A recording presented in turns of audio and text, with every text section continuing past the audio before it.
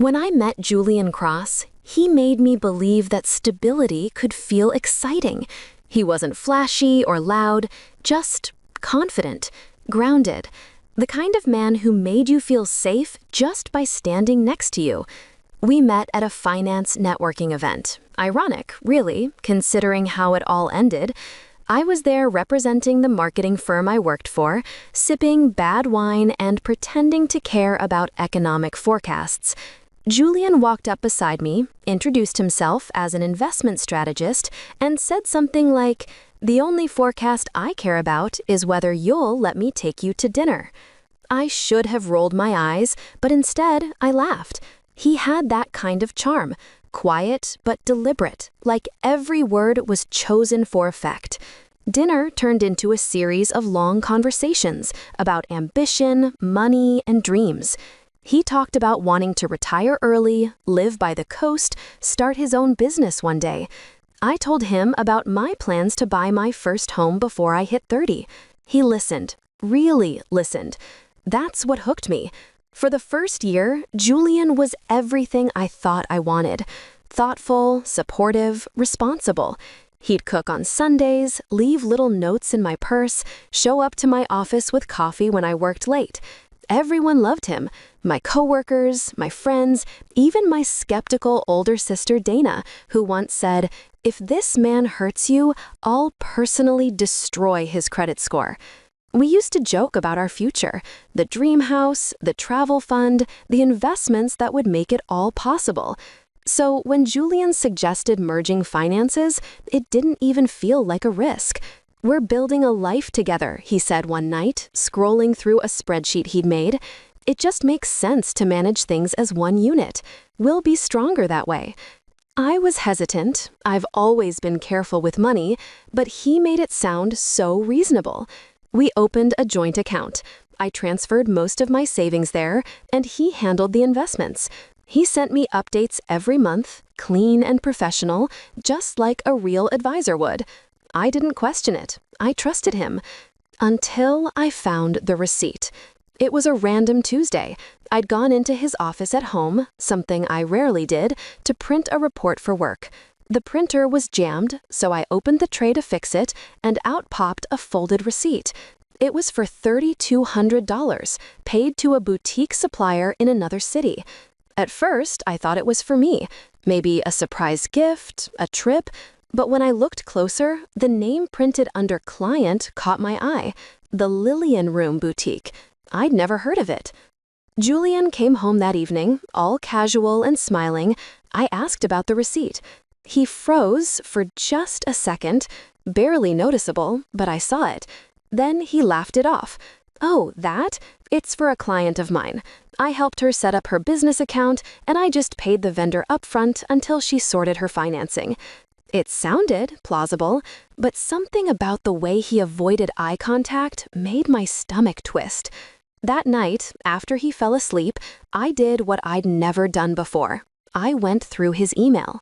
And there it was, a thread of messages between Julian and someone named Lydia Hart, discussing inventory for her boutique launch. The tone wasn't professional. It was flirtatious, playful, too personal. My heart pounded as I scrolled further. Photos of her trying on dresses, him commenting things like, "You'll sell out in minutes, gorgeous." And then, the worst one, I told her it's our investment. She thinks it's hers. I felt my hands go cold. Our investment. He meant me, my money. He'd used the joint account, the account holding my savings, to fund his new girlfriend's business. For a while, I just sat there, staring at the screen, numb. The man who used to talk about our future was building one with someone else, using my trust as the foundation. I didn't confront him, not yet. Anger is loud, but revenge is quiet.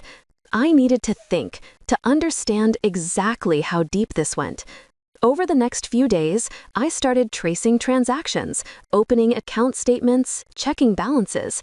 I noticed that the numbers had been shifting, small withdrawals over time, never enough to raise suspicion, but consistent, thousands, gone. Julian was clever, but he made one mistake. He always underestimated me. I reached out to a forensic accountant I'd met through work once, a woman named Celine Moran. I told her I suspected fraud in a shared financial arrangement. She didn't ask too many personal questions.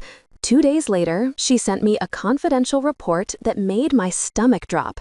Julian had set up a secondary account under our joint name, but one I'd never signed for, and funneled money there before transferring it offshore. When I asked Celine how much, she hesitated before saying, roughly $78,000. $78,000. My savings, my trust, gone. For the first time in my life, I understood what it felt like to hate someone. Not in a fiery, screaming way, but in a cold, surgical way. I didn't want to just expose him. I wanted to ruin him. Step 1 was reclaiming control. Using my access to the joint account, I began transferring everything, methodically, bit by bit, back into an account in my name. I didn't take all of it at once. That would alert him. I left enough to keep him comfortable, confident. Meanwhile, I quietly gathered evidence, screenshots of his transfers, email threads, even a voice memo he once left me explaining his investment strategy. Every breadcrumb mattered. Celine helped me create a digital audit trail, linking his fraudulent activity directly to the boutique's funding. I found Lydia's boutique Instagram too. She looked exactly like the type of woman Julian would fall for. Younger, always posing, posting captions like, "Manifest your luxury life." I almost pitied her. Almost. By the time the boutique officially opened, Julian was giddy with success. He bragged about diversifying income streams. I smiled and nodded, pretending to be impressed, while knowing that every dime he was spending came from me. Then came step 2, exposure. I booked a meeting with the boutique's landlord, pretending to be a small investor interested in expanding. I asked a few harmless questions and casually mentioned Julian's name. The landlord didn't recognize him. The lease was under Lydia's name only. Perfect. That same day, I met with my attorney, Mr. Henley, and explained everything. He suggested pressing charges for financial fraud, but I wasn't ready for that. Not yet. Sometimes, I said, ruin doesn't need a courtroom, just consequences. He raised an eyebrow but didn't argue. Instead, he helped me finalize the transfers. Every remaining cent in that joint account, including Julian's share, was now mine. I waited. A week later, on a quiet Saturday morning, Julian came rushing into the living room. His face was pale, phone in hand. "Eunice, did you touch the joint account?" I looked up from my coffee. "Why?" "The balance is 0. There's been a mistake." "Oh, that?" I said, setting my mug down. "No mistake. I just took my money back." His expression flickered between confusion and anger. "Our money, you mean?" I smiled thinly. "No, Julian. My money. The same money you used to fund Lydia's boutique." The color drained from his face. He tried to recover, stammering something about business partnerships and misunderstandings, but I didn't let him finish. "I know everything," I said quietly. "The offshore transfers, the fake account, the boutique, every lie." He sank onto the couch, running his hands through his hair. "Eunice, listen to me. It wasn't like that. I was going to pay it back. I just needed..." "Needed what?" I cut in. "A new girlfriend's gratitude? Or a test subject for your next investment scam?" For a moment, he just sat there, breathing hard, the mask slipping completely. Then he looked up, his voice hard. "You think you can just take it all? You'll regret this." "Maybe," I said, "but at least I'll regret it with my own money." I left him sitting there, speechless, and walked out. That was the last conversation we ever had. Within a month, Lydia's boutique began to crumble. The suppliers Julian had paid stopped delivering. His offshore account had been frozen during Celine's investigation.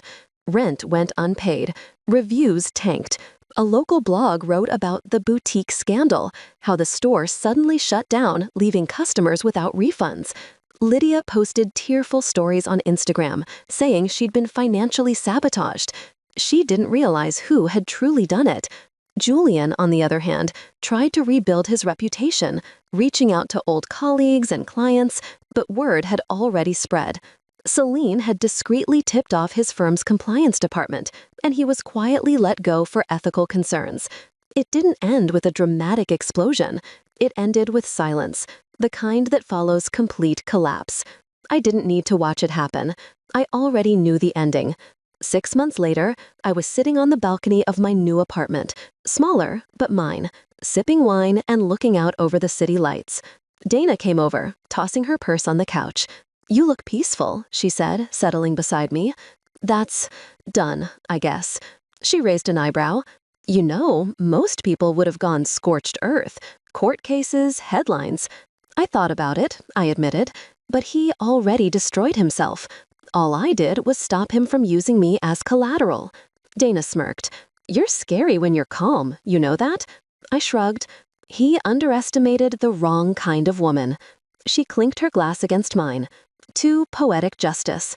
Sometimes I think about Julian, where he is now, what he tells people about how he lost everything. I imagine he spins it as a bad investment or market downturn. Men like him always rewrite their failures. But every now and then, I check Lydia's old boutique page. It's still there, frozen in time, a feed full of pastel dresses and empty promises. The last post reads, "Big things coming soon." They never did. And me? I learned something valuable, not about money, but about power. Because power isn't in control of someone else's account. It's in knowing exactly when to close it.